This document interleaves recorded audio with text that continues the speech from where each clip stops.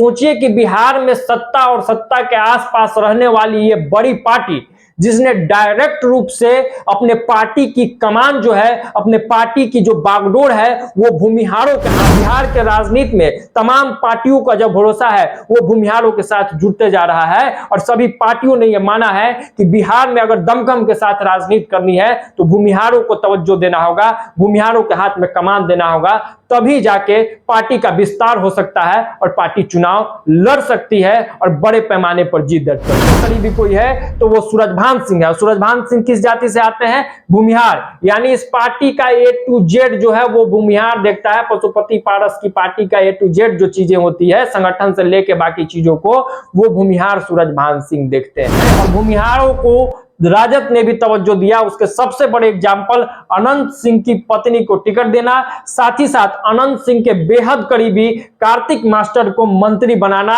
MLC में ticket देना जैसी तमाम चीजें हैं जो दर्शाता है कि राजद जैसी पार्टी ने भी भूमिहारों को कहीं ना कहीं तवज्जो देने का काम किया। अभी भारत की सबसे बड़ी पार्टी है भाजपा।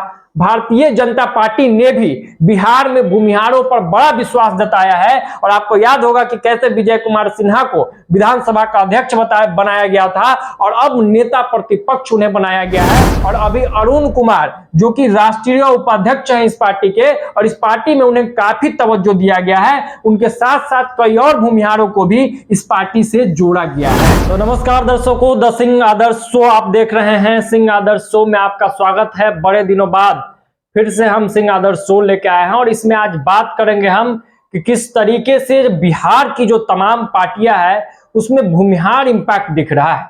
यानी कि एक समय था 2019 लोकसभा चुनाव से पहले भूमिहारों का जो इंपैक्ट है बिहार की राजनीति में, बिहार के पार्टियों में, वो धीरे धीरे कम होते दिख रहा था। जो 2019 से दिखना शुरू हुआ उसके बाद 2020 में आते आते वो इंपैक्ट और ज्यादा दिखने लगा और 2020 के बाद जितने भी उपचुनाव हुए विधानसभा के, उसके बाद स्थानीय निकाय से MLC कोटे का चुनाव हुआ, MLC का चुनाव हुआ, उन तमाम चुनावों में भूमिहारों का इंपैक्ट चुनाव में भी दिखा, पार्टियों ने जो टिकट बंटवारा किया उसमें भी दिखा। साथ ही साथ पार्टी के जो राष्ट्रीय अध्यक्ष होते हैं, पार्टी के जो प्रकोष्ठ के अध्यक्ष होते हैं, पार्टी के जो प्रदेश अध्यक्ष होते हैं, उन सब के सिलेक्शन में भी ये पूरा इंपैक्ट दिखा और कई पार्टियों ने भूमिहारों को एक बड़ा स्थान कहीं ना कहीं दिया है। तो इस पूरे मुद्दे पर आज के सिंह आदर्श शो में बात करेंगे। थोड़ा छोटा ही वीडियो होगा लेकिन इसमें आप सब कुछ समझ जाएंगे कि किस तरीके से भूमिहारों का इंपैक्ट जो है वो लगातार बढ़ते जा रहा है। शुरुआत करते हैं सत्ताधारी पार्टी और बिहार में अभी बादशाहत पे कायम नीतीश कुमार की पार्टी जदयू की। जदयू पार्टी की बात करेंगे। जदयू के राष्ट्रीय अध्यक्ष ही हैं ललन सिंह।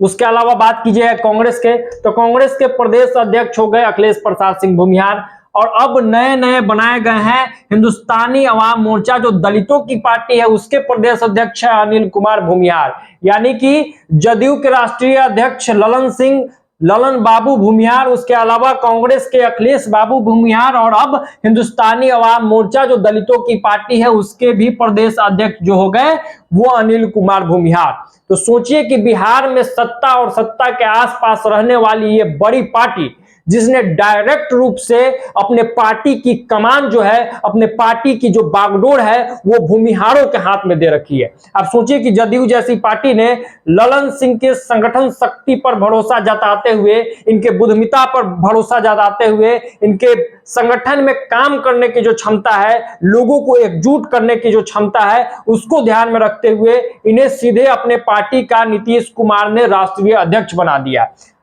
कांग्रेस में एक से एक नेता है, बड़े की हर एक जाति से नेता है, बड़े बड़े नेता है, सबकी अपनी अपनी खूबियां होगी, लेकिन कुछ तो बात रही होगी भूमिहार अखिलेश प्रसाद सिंह में कि कांग्रेस जैसी राष्ट्रीय पार्टी ने अपने बिहार का कमान जो है वो भूमिहार अखिलेश प्रसाद सिंह के हाथों में दिया है।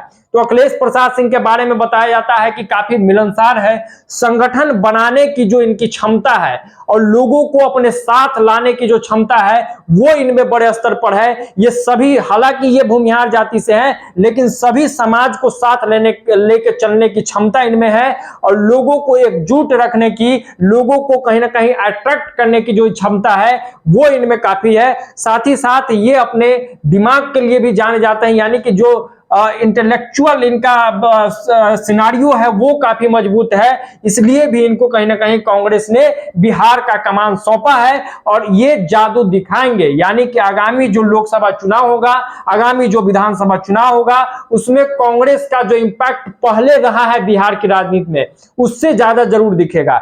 डूबती कांग्रेस यानी बिहार में जो डूबती कांग्रेस है उसकी नैया अगर कोई पार लगाएंगे तो वो अखिलेश प्रसाद सिंह ही लगाएंगे। और अखिलेश प्रसाद सिंह मान लीजिए कि कांग्रेस को बिहार में जिंदा कर दिया है और अखिलेश प्रसाद सिंह के नेतृत्व में कांग्रेस बिहार में पहले की अपेक्षा बेहतर रिजल्ट लाने जा रही है। इस पे हालांकि हम लोग बाद में बात करेंगे, लेकिन फिलहाल इंपैक्ट पे बात हो रही है। हिंदुस्तानी अवाम मोर्चा, जीतनराम मांझी की पार्टी है, दलितों की पार्टी बताई जाती है, उसका जो प्रदेश का कमान है, बिहार प्रदेश का जो कमान है वो टेकारी विधायक अनिल कुमार को दिया गया है। और अनिल कुमार जाति से भूमिहार आते हैं तो कुछ तो बात होगी तभी इनको यहाँ का संगठन का जिम्मा दिया गया है।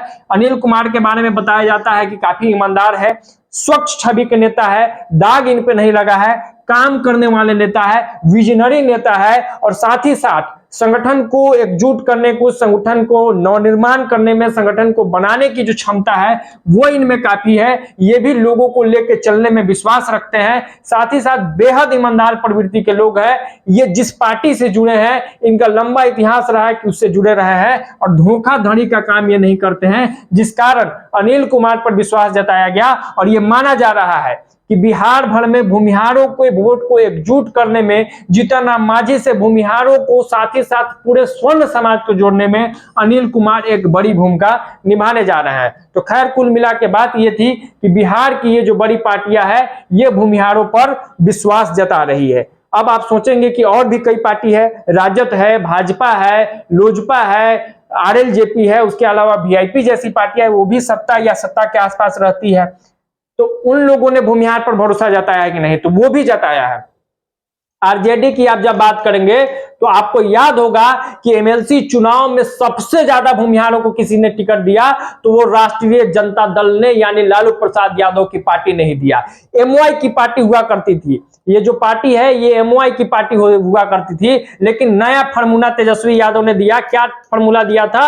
ए टू जेड का सीधा मतलब समझिए कि स्वर्णों की बात हो रही थी, भूमिहारों की बात हो रही थी और भूमिहारों को राजद ने भी तवज्जो दिया। उसके सबसे बड़े एग्जाम्पल अनंत सिंह की पत्नी को टिकट देना, साथ ही साथ अनंत सिंह के बेहद करीबी कार्तिक मास्टर को मंत्री बनाना, एमएलसी में टिकट देना, जैसी तमाम चीजें हैं जो दर्शाता है कि राजद जैसी पार्टी ने भी भूमिहारों को कहीं ना कहीं तवज्जो देने का काम किया है।